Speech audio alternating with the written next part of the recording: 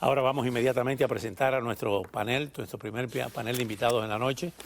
Vía Zoom desde Buenos Aires tenemos a Hugo Machiavelli, periodista de investigación y escritor, conductor en el noticiero de LN Plus, La Nación Más. También desde Buenos Aires, Sebastián Maril, presidente del LATAM Advisors en Argentina, consultor y economista.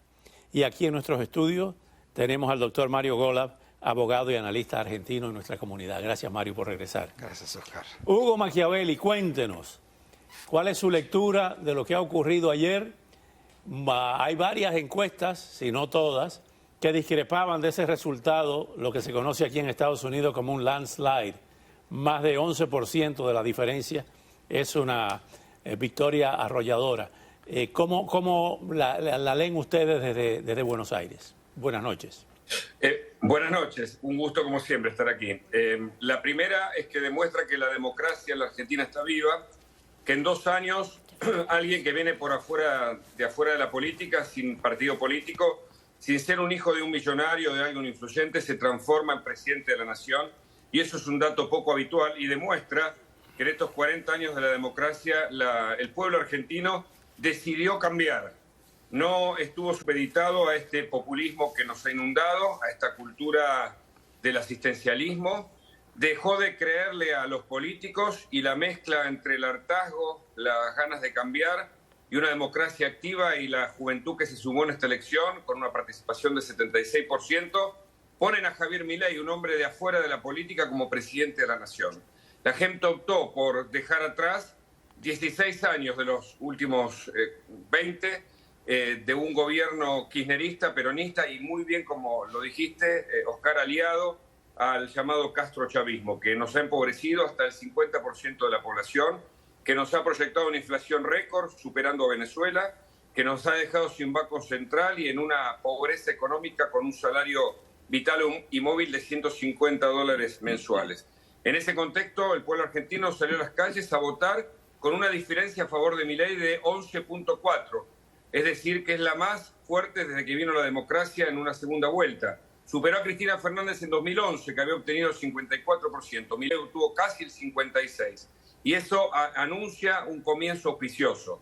La gente tiene ganas de cambiar. Y si Milei hace las cosas más o menos bien, con la alianza de Macri, de Bullrich y con la experiencia del gobierno de Cambiemos como aliados, pese a tener dificultades parlamentarias porque no tiene mayoría, sino más bien lo contrario, puede armar consensos y puede tener algunos cambios interesantes. Veremos si esos sectores anidados con el poder de turno lo dejan y si las manifestaciones en las calles no son un punto muy difícil de superar.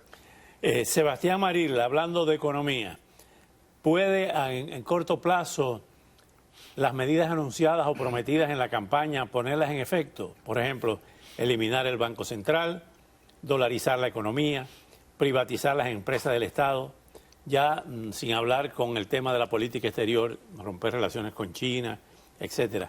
Pero desde el punto de vista de las medidas de ajustes, ¿se pueden llevar a corto plazo lo que ha prometido Milei?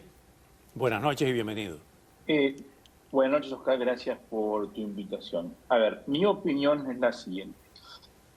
Javier Milei fue electo presidente de la República Argentina para terminar con 12 años consecutivos de inflación de 2 dígitos. Este año vamos a tener inflación de 3 dígitos, pero principalmente para poner la casa en orden. Y poner la casa en orden significa vivir con lo nuestro, vivir con nuestros ingresos y no vivir de prestados. Argentina es un país que está adicto al endeudamiento. Y para poner la casa en orden es necesario hacer deberes. Y los deberes que propone Milei son deberes muy atractivos para una economía del primer mundo, pero son muy difíciles de implementar para una economía argentina y hacerlo de manera rápida. Y para responder tu pregunta, viene por ahí exactamente lo que Milei debe hacer.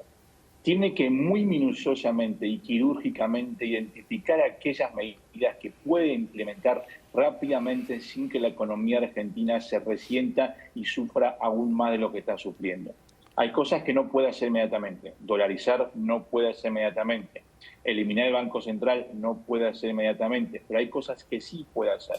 Privatizar aquellas empresas más pequeñas, como dijo hoy, Aerolíneas Argentinas, Radio Nacional, etcétera, etcétera. YPF no puede que la petrolera argentina no puede privatizarla inmediatamente porque tiene que pasar por el Congreso y ciertas medidas legales y administrativas que va a ser muy difícil de lograr, como decía correctamente Hugo, con un Congreso que no está a su favor. Conclusión, hay ciertas cosas que puede hacer inmediatamente, hay ciertas cosas que no. Y lo que el mercado teme que Milei empiece a experimentar con una economía que no puede soportar semejantes experimentos. Yo soy de esos que estoy convencido que si quirúrgicamente analiza bien lo que tiene que hacer, Argentina va a salir bien parada de este gobierno de Javier Milei. Mario Golab, usted dijo en el programa anterior que iba a votar por Milei y que Milei iba a ganar. Contra algunas encuestas que daban un resultado muy cerrado. Ahora bien, en medio de todas estas cosas, me decía antes de salir al aire que Cristina Fernández cogió un avión y se fue a Italia. O sea, se va a ir a Italia a dar una charla. Ya. Sí, gracias, Oscar, por la invitación. Sí, yo confié en Milei por una simple razón. El grupo de Bullrich tenía un 20 y tantos %, más otro de Milei, los dos sumaban mucho más que Massa. O sea que la matemática daba que algunos iban a estar desencantados con Milei, hasta asustados por lo que le presentaba Massa o por lo que la media decía que él estaba loco o algo así, pero yo creo que la mayoría dijo basta.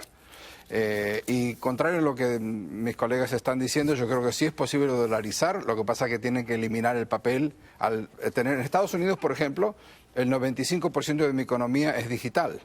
Yo rara vez uso papel. No hay ninguna razón para que en Argentina no puedan borrar todo eso y eliminar el papel. Entonces se puede dolarizar día 2. Ganó en 10 ciudades clave del país. Y en Buenos Aires perdió por 1 punto, que es un bastión peronista. Increíble. Y ganó la mayoría de los municipios en la provincia de Buenos Aires. Hay una diferencia solamente de 1 punto con lo que sacó Massa. Las 4 provincias más importantes, aparte de Buenos Aires, ganó por arriba de 30 puntos. Yo creo que la gente está cansada. Te voy a decir, cuando yo escuché la noticia a las 8 de la noche, me sentí feliz, me empezó a llorar un grandulón, llorando de emoción, porque quiero que le vaya bien a Argentina. Yo creo que los argentinos quieren que les vaya bien. Hugo, ¿cómo es posible que políticos experimentados hayan escogido al ministro de Economía del desastre? ¿Qué tenía que ofrecer? Y lo vimos en los discursos, inclusive de cierre de campaña, que cerró inusualmente ante un grupo de niños prácticamente, algunos de ellos que ni siquiera estaban en edad de votar. Los errores que se cometen, aquí los observadores estaban diciendo, pero ¿qué disparate es ese? Cerrar una campaña en ese escenario. Y por otra parte, algo sumamente importante, ¿cómo se escogió a uno de los responsables directos de la catástrofe financiera y económica de Argentina? Argentina estaba muy debilitada a esta altura. El oficialismo y el kirchnerismo se fue autofragmentando. Y Massa llegó al Ministerio de Economía porque su experiencia política de haber estado en todos los sectores, incluso en contra del kirchnerismo, pero también haber sido un funcionario de uno de esos gobiernos, lo ponía en capacidades de maniobra política, en capacidades de sentarse aún con el Fondo Monetario para renegociar la deuda. Esa capacidad finalmente menguó cuando los resultados en la economía fueron muy malos. Sin embargo, la debilidad política que justamente dividía al kirchnerismo puertas adentro entre sectores ultra K de la cámpora y sectores del peronismo tradicional y los sindicatos, entendieron que Sergio Massa podía ser el único capaz de aglutinar a todos bajo ese verticalismo típico de un partido del Estado como es el peronismo / kirchnerismo en este caso.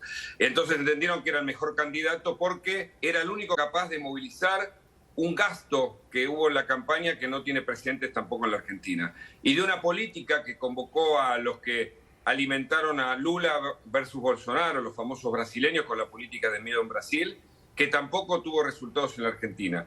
Y contratando a el catalán Rubí, que tampoco le dio los resultados esperados. Pero aún así, el gobierno o cualquiera de los candidatos hubiese obtenido un resultado aún inferior. Recordemos que finalmente obtuvo 3 millones menos de votos Massa sobre la candidatura de Milei. Fue la peor elección del peronismo, que pone un mapa político de 60 versus 40, pero con un dato todavía mucho más fuerte. Argentina tiene 24 distritos. De los 21, en 21 de ellos ganó el libertario Milei. El desafío lo tiene por delante. Veremos si la Argentina es capaz, y ahí hace falta una clave en la comunicación de Milei, es capaz de estar acompañada, como lo hizo en esta elección, por la sociedad para hacer los cambios que son necesarios. Ya sabemos que hay un grupo que se está preparando desde la extrema izquierda, pasando por agrupaciones sociales, piqueteros y sindicatos para marchar en las calles en contra de Milei. Eso va a ser incluso probablemente antes del 10 de diciembre. Pero ahí empieza la cuenta regresiva para un candidato que tiene fuerte apoyo de la sociedad en general, que si empieza a ver un resultado va a acompañar la gestión de este presidente inesperado en la historia argentina hasta acá. Vamos al próximo segmento con nuestros invitados. Al regresar, ¿qué le depara el futuro a Argentina bajo el mandato de Javier Milei? Seguimos con nuestros panelistas estelares, pero el tiempo es el dictador aquí en televisión, como ustedes saben. Emmanuel Macron llamó a Javier Milei tras su triunfo en el balotaje y lo invitó a Francia. La comunidad internacional, los jefes de Estado prácticamente de todo el mundo han reaccionado de forma muy auspiciosa con relación a Milei. ¿Qué opinas sobre estas posibilidades de que Argentina totalmente se abra al mundo y el mundo se abra a Argentina? Eso es auspicioso, tanto como el sector de la población que acompañó a Milei. Permitime decir dos informaciones de último momento. Cristina suspendió su viaje a Italia. Esto es por los riesgos que puede haber en la transición. Y Sergio Massa finalmente no pide licencia como ministro de Economía. Lo que tenemos que pensar es que cada reacción de Milei es en cuenta regresiva. Tenemos los antecedentes de Macri, a quien no le llegaron las inversiones y no pudo terminar de reformar el Estado y achicar el gasto público y el déficit. Toda esa será una experiencia valiosa para evitar que Milei cometa los mismos errores. Arranca con viento a favor.